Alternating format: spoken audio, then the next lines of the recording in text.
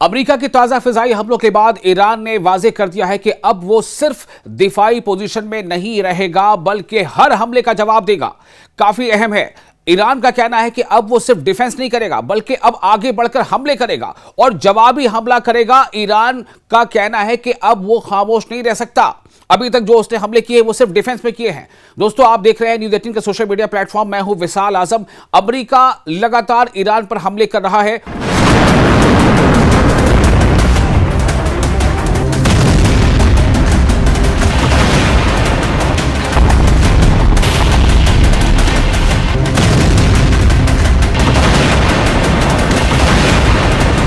और ईरान पर हमले कर दबाव भी बढ़ाता जा रहा है। और इसी के साथ साथ ईरान का कहना है कि चूंकि अभी तक जो हमले हो रहे थे, चूंकि हमने एक समझौते के तहत हम पाबंद थे, इसलिए हम इसका दिफा कर रहे थे, हमले का बचाव कर रहे थे। लेकिन अब ऐसा नहीं होगा। ईरान का कहना है कि अब हम हमले का बचाव ही नहीं करेंगे बल्कि अब हम खुलकर अमेरिका के हर हमले का कहीं ज्यादा मजबूत जवाब देंगे। अमेरिका के ताजा फिजाई हमलों के बाद ईरान ने वाजे कर दिया कि अब वो सिर्फ दिफाई पोजीशन में नहीं है, डिफेंस पोजीशन में नहीं है। सवाल यह है कि ईरान ने अब तक क्या जवाबी इक़दाम किए हैं और ये कशीदगी, ये तनाव आखिर किस तरफ जा रहा है। सबसे पहले अमेरिकी कार्रवाई को समझते हैं। अमेरिका ने मुसलसल कई दिनों से ईरान के साहिली दिफाई निजाम, यानी जो कोस्टल एरिया है, साहिली दिफाई निजाम, मिसाइल तनसीबात और फौजी टारगेट्स पर फिजाई हमले किए। ताजा हमलों में बंदर अब्बास, चाबहार, अहवाज और अबनाए हुर्मुज यानी स्टेट ऑफ हुर्मुज के करीब कई इलाकों में धमाकों की इत्तला सामने आई।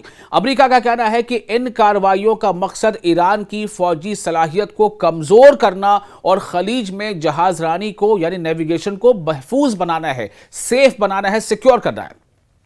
इसके जवाब में ईरान ने अपनी हिकमत अमली मजीद सख्त कर दी है, यानी ईरान का जो स्ट्रैटेजी है वो ज्यादा स्ट्रांग है। ईरानी क़यादत ने ऐलान किया है कि जंग बंदी की बुनियाद बनने वाला मुआहिदा अब मुअस्सिर नहीं रहा। यानी जब सीज फायर था उसकी जो बुनियाद थी MOU, मेमोरेंडम ऑफ अंडरस्टैंडिंग, तो ईरान का कहना है कि हमने एक हद तक पहले कोशिश की कि शायद इस पर बातचीत हो जाए, समझौते के तहत ये समझौता बरकरार रहे। लेकिन जिस तरह से अमेरिका हमले कर रहा है तो अब ये मुआहिदा जो है अब मुअस्सिर नहीं रहा, अब ये लागू नहीं रहा या इफेक्टिव नहीं रहा, क्योंकि अमेरिका ने खुद इसकी खिलाफ वर्जी की है। इसीलिए ईरान ने अपनी मुसल्लह अफवाज को मुकम्मल कार्रवाई की आज़ादी दे दी है।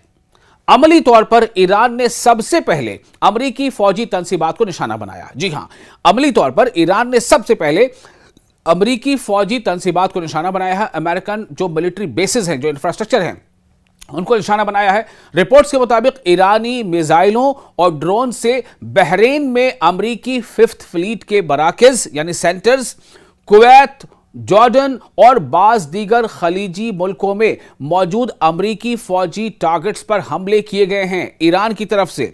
ईरान का मौकिफ है, ईरान का स्टैंड है कि चूंकि इन्हीं अड्डों से ईरान पर हमले किए जा रहे हैं, इसलिए वो इन्हें जायज फौजी हदफ समझता है।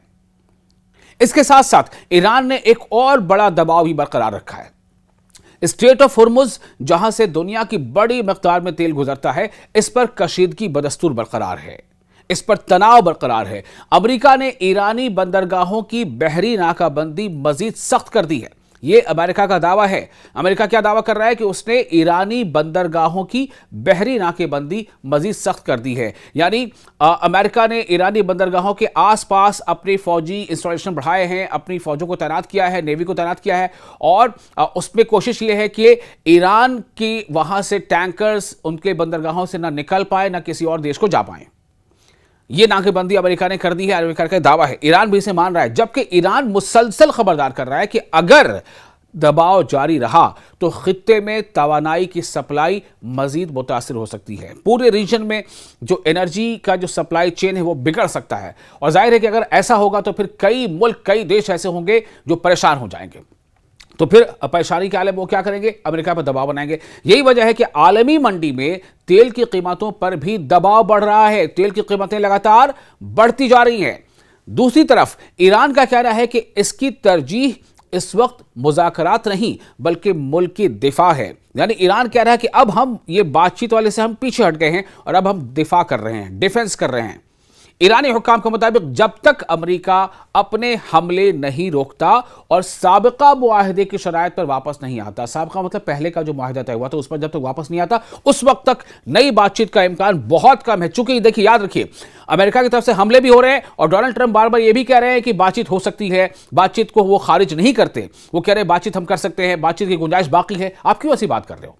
आप दो तरह की बातें क्यों कर रहे हो? या तो आप सीधे सीधे हमला करो, आप जो चाहते हो हासिल कर लो, लेकिन आपको लगता है कि फिर कहीं पे आप कमजोरी नजर आती है, फिर आप सोचते नहीं बातचीत होनी चाहिए, बातचीत करेंगे, बातचीत की गुंजाइश अभी खत्म नहीं हुई है।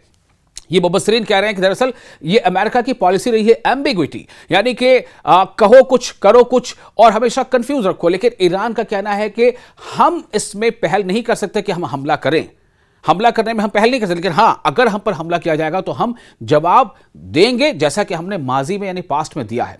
ताहम तेहरान ने यह दरवाजा मुकम्मल तौर पर बंद भी नहीं किया और कहा है कि अगर वॉशिंगटन अपने वादों पर अमल करे तो सिफारती रास्ता यानी जो डिप्लोमेटिक प्रोसेस है वो दोबारा खुल सकता है। अब सबसे अहम सवाल यह है कि आगे क्या हो सकता है। देखिए, अमेरिका तीसरे चौथे दिन लगातार ईरान पर हमला कर चुका है और खासतौर से जो कोस्टल एरियाज हैं वहां हमले कर रहा है। जितने भी कोस्टल एरियाज में जो नेवल एरियाज हैं, मिलिट्री बेसेस हैं, वहां हमले कर रहा है। दरअसल अमेरिका की कोशिश ये है कि ईरान की जो ताकत है स्ट्रेट ऑफ हॉर्मुज, उस पर ईरान की जो पकड़ है उसे कमजोर कर दिया जाए। ईरान बखूबी यह बात समझता है। अब ईरान क्या कर सकता है आगे, क्योंकि ईरान ने भी दिफाई अपनी जो हमले किए हैं, जिसका कहना है कि हमने दिफा में, डिफेंस में हमने हमले किए हैं, तो वो ईरान ने क्या किया कि अमेरिका के जितने भी फौजी इंस्टॉलेशंस हैं अमेरिका के, कहां कहां, जॉर्डन में है, कुवैत में है, बहरीन में है, तो वहां पर वो हमले कर रहा है। अगर अमेरिका अपने फिजाई हमले जारी रखता है तो ईरान की जानिब से अमेरिकी अड्डों, बहरी रास्तों या खित्ते में मौजूद अमेरिकी मफादात पर, जितने भी अमेरिकी इंटरेस्ट के जितने भी इंस्टॉलेशंस हैं, इंफ्रास्ट्रक्चर्स हैं, उन पर और ज्यादा जवाबी कार्रवाइयां देखने को मिल सकती हैं।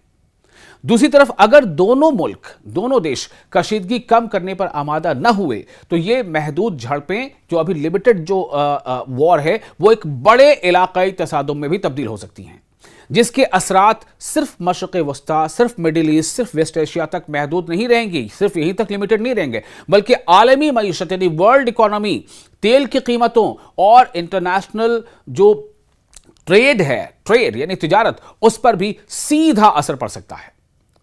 तो कुल मिलाकर यह है कि अमेरिका और ईरान के दरमियान यह महाजराई अब सिर्फ फिजाई हमलों तक महदूद नहीं रही है, बल्कि फौजी, माशी और सिफारती तीनों महाजों पर एक नई और खतरनाक सूरत हाल इख्तियार करती जा रही है। आप इस वीडियो के बारे में क्या सोचते हैं? ये जो मौजूदा हालात हैं, इस पर आपकी राय क्या है? आप हमें अपने कमेंट्स शेयर कर सकते हैं।